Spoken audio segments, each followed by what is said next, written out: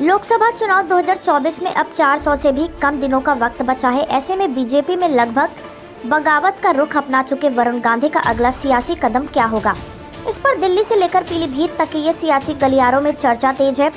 वरुण के कांग्रेस में शामिल होने के सवाल पर पिछले दिनों राहुल गांधी ने कहा था कि फैसला मल्लिकार्जुन खड़गे को करना है। इस दौरान राहुल का एक बयान भी खासी चर्चा में रहा। राहुल ने कहा कि वरुण मेरा भाई है और उसकी विचारधारा से मुझे दिक्कत है। दरअसल कांग्रेस वरुण की एंट्री को लेकर शुरुआत से ही खुद को ज्यादा उत्साहित नहीं दिखाना चाहती है। इसकी बड़ी वजह वरुण की हिंदुत्व वाली फायर ब्रांड छवि है। 2009 में मुसलमानों पर विवादित टिप्पणी की वजह से वरुण गांधी को जेल जाना पड़ा था। तत्कालीन मायावती की सरकार ने उन पर राष्ट्रीय सुरक्षा कानून लगाया था। इसके बाद सियासत में वरुण अपनी छवि हिंदुत्व की फायर ब्रांड नेता की बनाने में कामयाब रहे। यूपी के तराई बेल्ट में कांग्रेस के पास पहले जितिन प्रसाद और आरपीएन सिंह जैसे कद्दावर नेता हुआ करते थे, लेकिन 2022 के चुनाव से पहले दोनों बीजेपी में शामिल हो गए। यूपी के तराई क्षेत्र में लखीमपुर खीरी, पीलीभीत, सुल्तानपुर, कुशीनगर आदि जिले आते हैं। वरुण गांधी पीलीभीत और सुल्तानपुर से सांसद रह चुके हैं। ऐसे में वरुण अगर कांग्रेस में आते हैं तो इसका फायदा पार्टी को तराई इलाकों में मिल सकता है।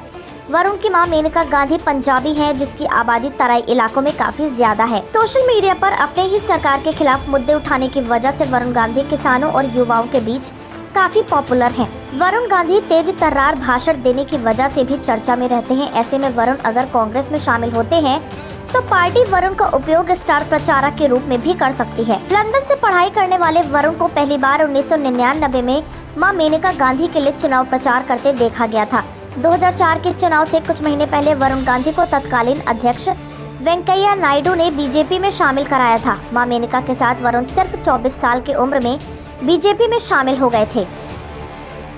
बीजेपी में शामिल होने के बाद 2006 में वरुण गांधी को पार्टी ने स्टार प्रचारक बनाया। स्टार प्रचारक के दौरान ही वरुण गांधी को एक दफा अरुण जेटली से डांट पड़ी थी। सुजाता आनंद कृष्णन इस संदर्भ में एक किस्से का जिक्र अंग्रेजी अखबार हिंदुस्तान टाइम्स में की है। सुजाता के मुताबिक महाराष्ट्र में चुनाव प्रचार के दौरान वरुण इंदिरा गांधी के कामों का जिक्र करते थे। इस वजह से लाल कृष्ण आडवाणी और अरुण जेटली ने उन्हें फटकार लगाई थी। 2009 में वरुण गांधी पहली बार पीलीभीत सीट से चुनावी मैदान में उतरे। चुनाव प्रचार के दौरान ही उन्होंने एक नफरती भाषण दिया था, जिस वजह से उन्हें जेल जाना पड़ा।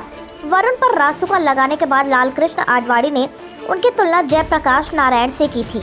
2012 में वरुण गांधी को बीजेपी का राष्ट्रीय महासचिव बनाया गया। उन्हें 42 सीटों वाले पश्चिम बंगाल का प्रभारी भी बनाया गया। वरुण 2014 में सुल्तानपुर सीट से सांसद बने। इसी साल केंद्र में नरेंद्र मोदी के नेतृत्व में बीजेपी की सरकार बनी। 2014 में वरुण गांधी को बीजेपी के राष्ट्रीय महासचिव पद से हटा दिया गया। 2017 के यूपी चुनाव में उन्हें स्टार प्रचारक भी नहीं बनाया गया। 2019 में वे तीसरी बार सांसद जरूर बने, लेकिन उन्हें मोदी कैबिनेट में शामिल नहीं किया गया। उनकी मां मेनका को भी कैबिनेट से बाहर कर दिया गया। 2022 में वरुण को बीजेपी के राष्ट्रीय कार्यकारिणी से भी हटा दिया गया।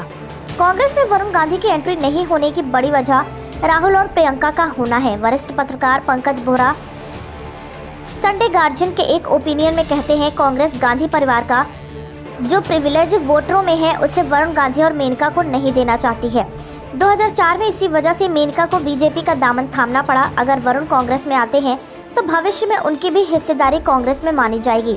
2004 में एक इंटरव्यू में वरुण गांधी कह भी चुके हैं कि मेरे पिता संजय इंदिरा के प्रिय बेटे रहे हैं। वरुण गांधी का राजनीतिक कद राष्ट्रीय नेता की है।